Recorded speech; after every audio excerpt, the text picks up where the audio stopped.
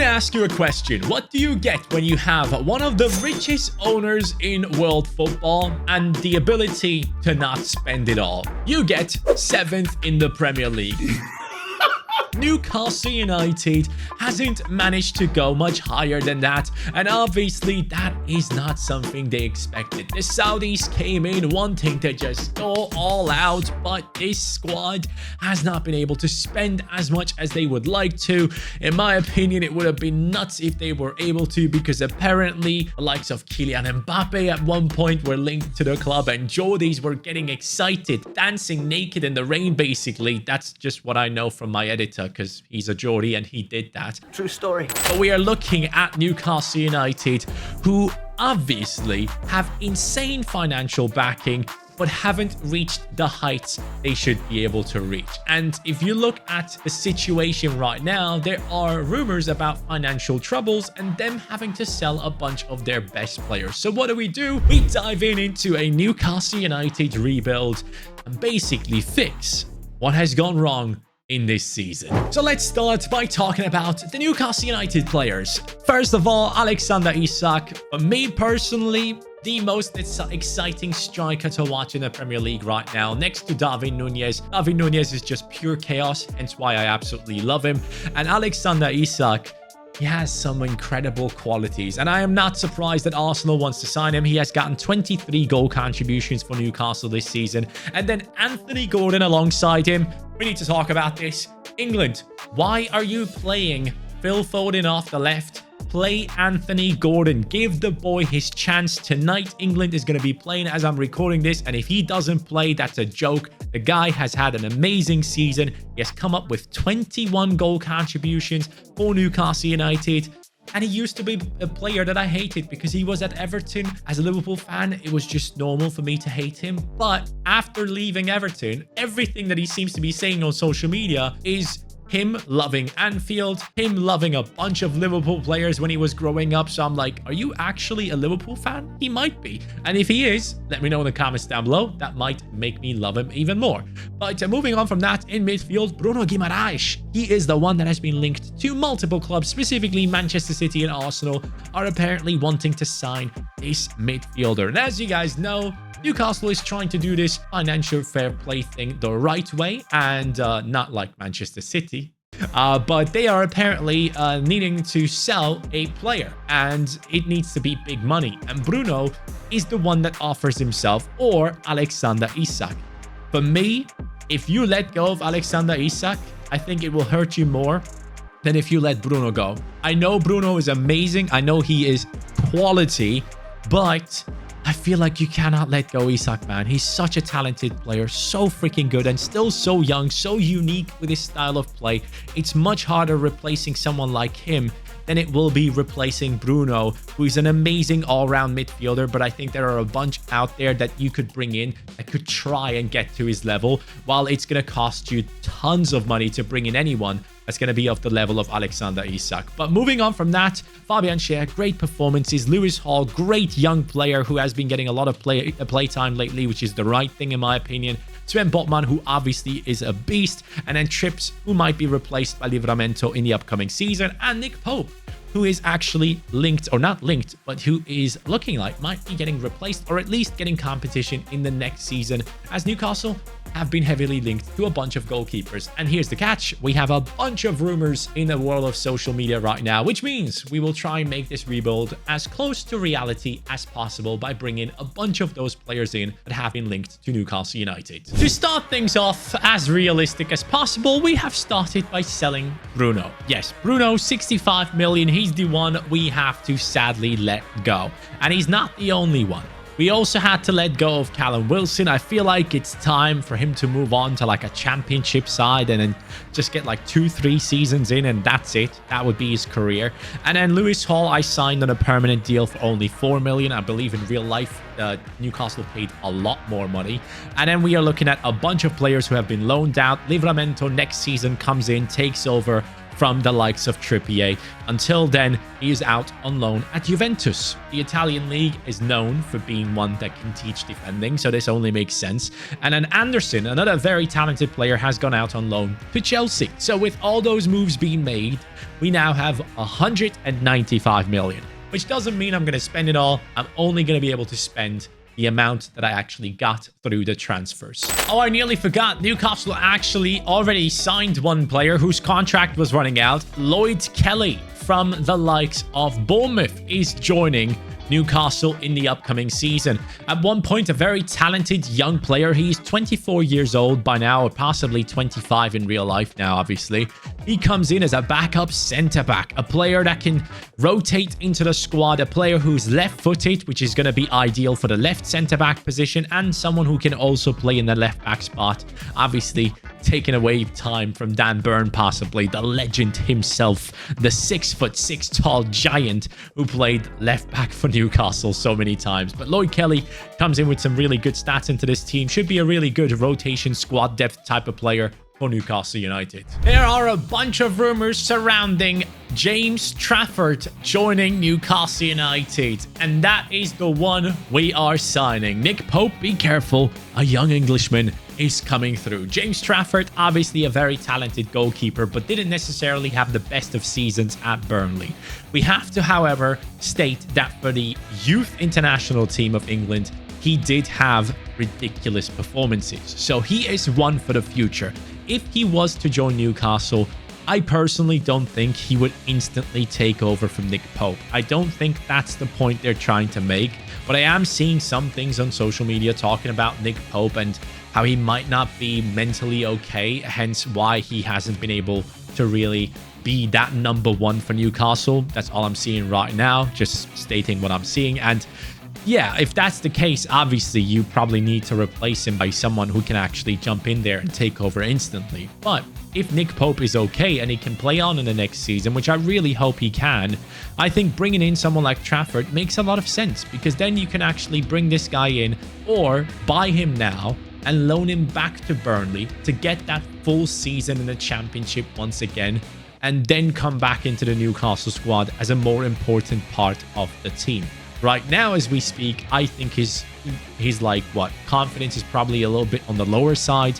He was being called up to the England national team, basically. People were kind of hoping he would do, and I believe he has been taken out of it right before the tournament. So, yeah, Trafford, very talented goalkeeper, bright future ahead. But he's not the now, he is the future. It is actually crazy to see that there aren't that many rumors for whoever is supposed to replace Bruno Guimar'es. When you look online, there are tons of rumors surrounding Bruno leaving the team, but not who should be replacing him. So I was looking through a couple of them, some of them a little bit older, and Fofana was the one. Barcelona, Juventus, AC Milan, Newcastle United, Arsenal United, and Inter are all interested in Fofana. And here's the reason why. Apparently, it is quite clear that this summer, Fofana will move clubs. He is someone who has played in the French national team, someone that is still young, one of the only midfielders that I can genuinely think of right now that would be available in today's market, and possibly not for too much money.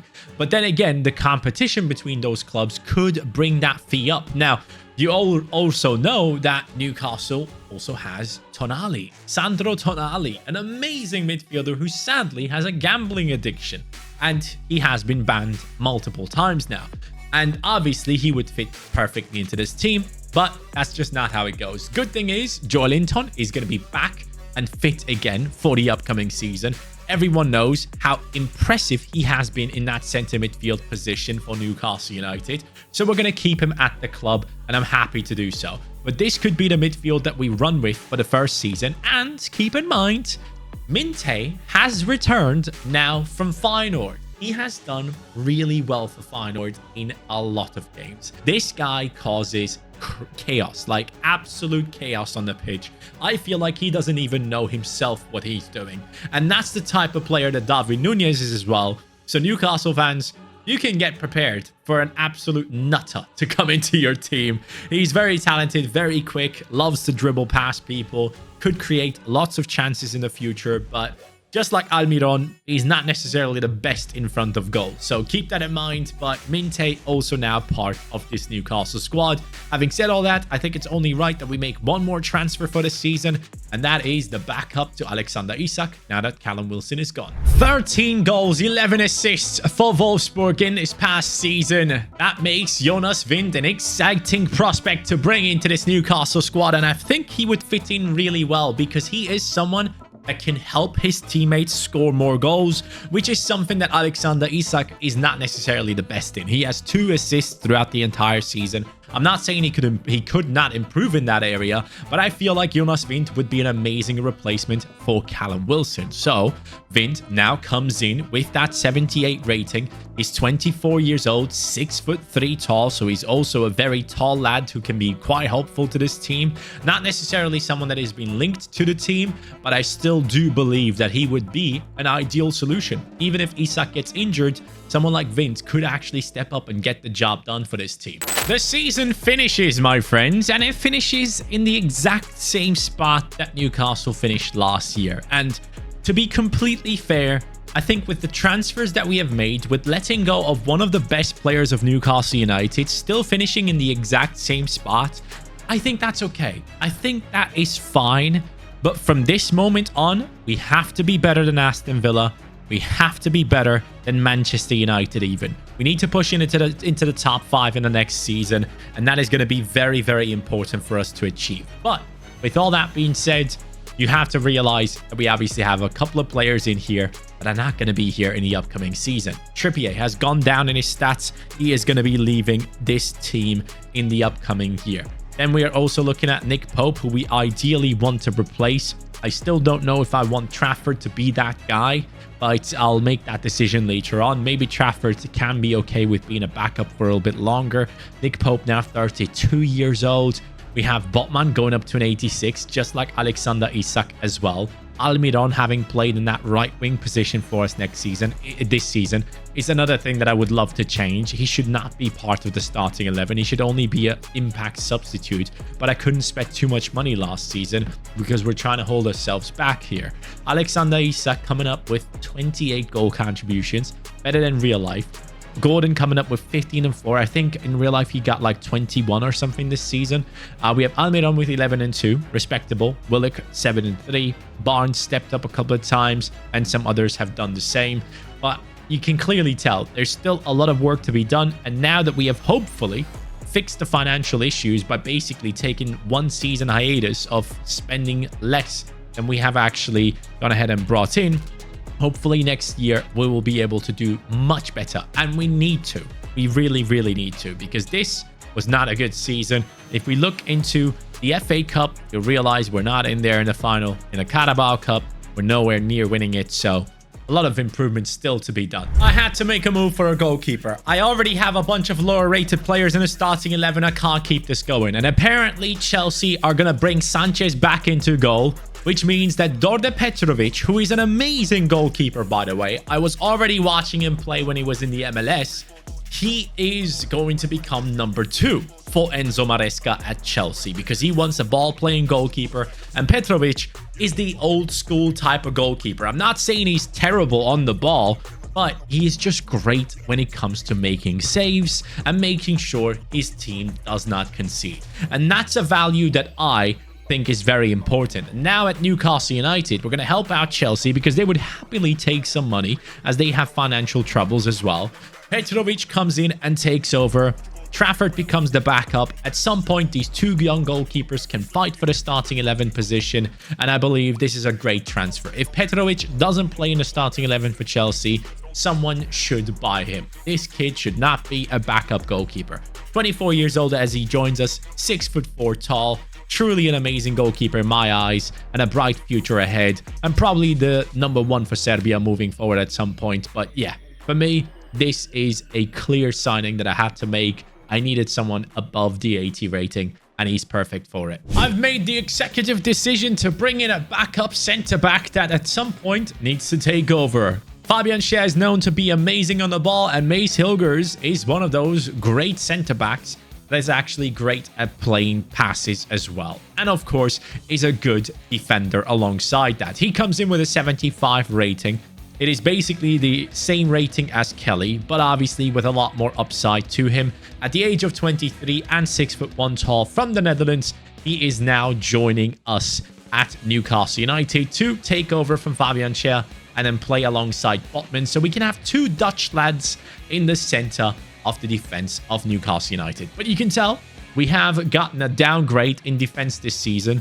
So these attackers need to do better. And yes, I am giving Minte a chance to prove his worth here at Newcastle United. Can we do better than last time where we got 7th? I am skeptical right now. Guess what we're doing? We're playing in an FA Cup final against Liverpool. And if we win this, man, I will be amazed because Botman has a red card and our team still wins. Minte, Schär, and Isak getting it done. We have won the FA Cup, which is the first major trophy that we have now picked up with Newcastle United, immediately making this season better than last time.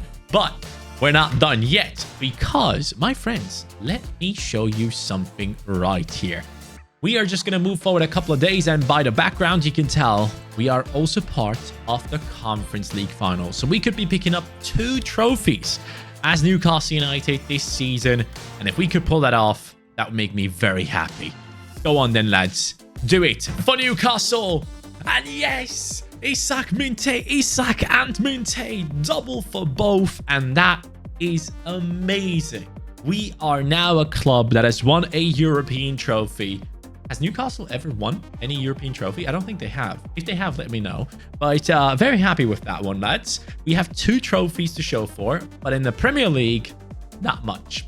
Actually gotten worse. And that makes sense because the starting 11, it's not great in defense. It wasn't, and it needed to grow, and clearly it has done better in the second half of the season, which now gives me tons of hope going into the next year. Okay, we are at least building something. We are picking up trophies, and with that being said, I'm glad we are. We have Isak on an 89, Gordon on an 86. We have Botman on an 87 right there. Our midfielders all looking very, very, very good. And then we have Minte going up to an 80, which now definitely showcases to me that he is one to keep. We're going to keep this lad in that right wing position, and he's going to be the future of Newcastle United. Livramento looks very good on an 83 right now, getting to those ratings that Trippier was at. And then Lewis Hall on a 77. Normally, I would not show this much patience with a low-rated player in the Premier League, but I believe this guy has it in him. That's why I've waited for him to go from a 68 to at least a low-level Premier League player now with that 77 rating. And then on the bench, we have solid players with Anderson coming back, with Hilgers going up to a 78, taking over from Schär soon enough, who went up to an 83, but then dropped to an 82 this season. So we're going to make some really good decisions going into the next year and then move from there as Alexander Isak picks up 51 goal contributions in 58 games. He is the truth. And then we have Minte coming in with 25 and 1. No wonder he grew by +6. And Gordon getting 32 goal contributions. Our attack is insane. This season is done and we have only been able to win the FA Community Shield. But in the Premier League, we got top 4, lads. 3rd position for Newcastle United. It was worth it. The wait was worth it. And I love the fact that we're doing this with a bunch of the original players that are already in the team. We're just building them up. Minte has gone up to an 86. Livramento, 86. Hall now on an 82. And Hilgers taking over his position with an 81 rating to accompany Botman. And the midfield looks amazing. Of course, the attack is ridiculous with Isak at a 91 rating and really solid backup players with Trafford now going up to a 79. Anderson, who has returned from his loan, up to an 82 rating. And that's not the only one that has done well on loan. There's one more player who's going to return from his long-term loan deal. It is going to be Lewis Miley coming back at a 78 rating, making him such an important player for us moving forward. But yeah, actually, hold on a second. We need to check the stats. Yep, Isak, Minte, Gordon, and Willock and the lads getting involved as well, which is good. We have created a very good team here, and I love it. I think we need to keep going. I was thinking about bringing in another midfielder instead of Willock, but I'll think about that later on. I will make a decision as we go into the next season. Qatar versus Saudi in the Champions League, and we go through on penalties. I will take that. And seemingly, we are rolling through multiple competitions here as we make it to the Champions League final. We have a cup final coming up against Liverpool. Let's dive into that one first before we even know who's going to be our Champions League opponent. Liverpool against Newcastle. We did win this one once. Can we do it again? Come on then, lads. The team looks amazing. And yes, Anderson has taken over from Willock in our team now, which is very impressive. So come on, please. Ah, lads, come on. We lose against Liverpool in the FA Cup final, so there is no chance of a treble. That one is already gone. But in the Champions League, we still have the opportunity to play against AC Milan. Yes, I love that. AC Milan against Newcastle. Red and black against black and white. So, let's see this team. Gordon, 90 rating. Minte, 90 rated. Isak, 92. Anderson, taken over from Willock, but Willock has now gone up to an 86. Okay, I should probably play Willock then. Joelinton on an 89. Fofana, 89. Livramento, Hilgers, Botman, Hall, and Petrovic for the defense. And then some solid players as backups. So that's very, very good. Let's quickly dive into the Premier League. How are things looking here for Newcastle United in the Premier League? 3rd position. Oh man, we were first for such a long time. I thought we were going to win this. Anyways, that's fine. We're going to be able to win the Champions League trophy, the biggest one of them all. This is the big moment. Can this team pull it off? Before we dive into that, actually, real quick, Squad Hub, stats. Wow. Isak has 44 goals and 18 assists in a 62-game season. That means he has 62 goal contributions in 62 games. That might be the most I ever had. I'm not even kidding. I think that is the most I ever had with any player in any rebuild so far. If you guys can remember any other one performing just as well, please let me know, because that is ridiculous. Minte coming in with 21 and 4, Gordon 15 and 13. It's the Alexander Isak world, and we're just living in it. So AC Milan, who do you have to put against this Newcastle squad? Boniface, hey. When I did my AC Milan rebuild, he was the striker as well. De Ketelaar, Luca, Rafa Leao, Kimmich, okay. Di Lorenzo from Napoli, Upamecano from Bayern, Rüdiger from Real Madrid, and then we have Balde from Barcelona. Interesting team, to say the least. Very good squad. I should probably be scared of it, but I won't be. We're going to be stepping onto the pitch knowing that we have possibly the Ballon d'Or winner in our team.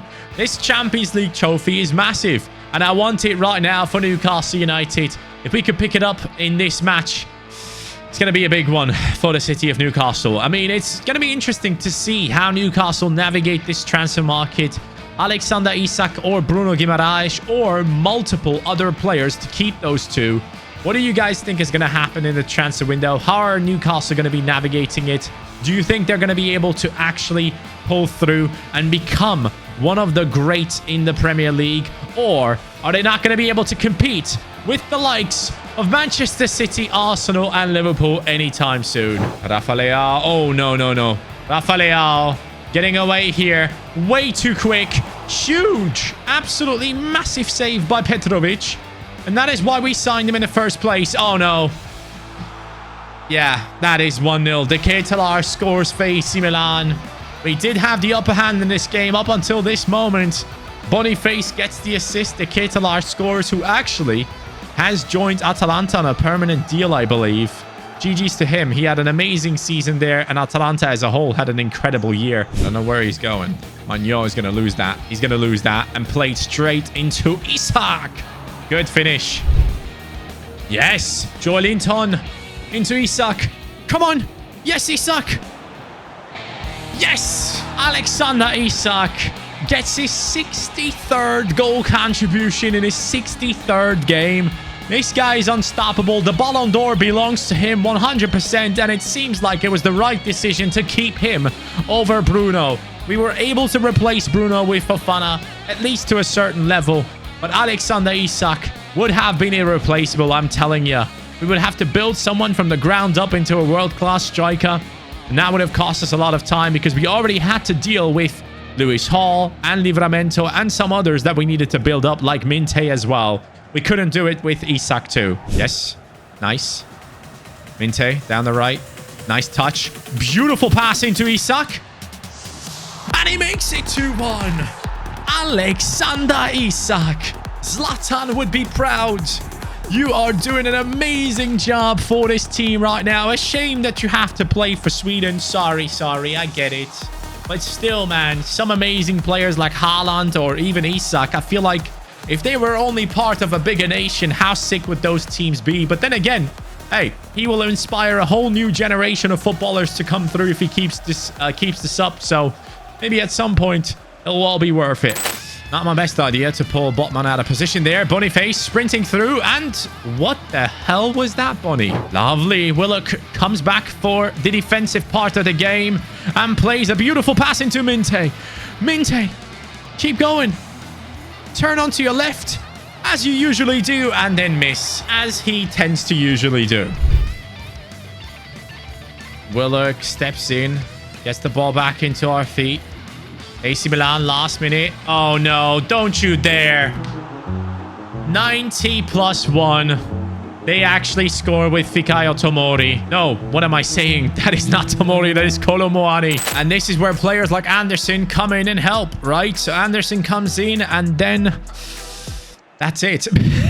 Let's keep this up. Anderson shoots. Too easy. Gordon, 113th. Pass a move, lads. Pass a move. Lovely work. Anthony Gordon. If he can score this, he's going to become a legend at Newcastle United. It's done. Thank you very much.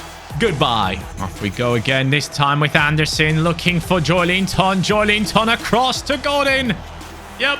One more, please. Thank you. Anthony Gordon. 2 goals in a Champions League final. What a player. Play him over Foden, for God's sake. And now Joelinton, striker turned insane centre midfielder, is going to be lifting that trophy for us with his return and obviously, hopefully, a lot less injuries at Newcastle United.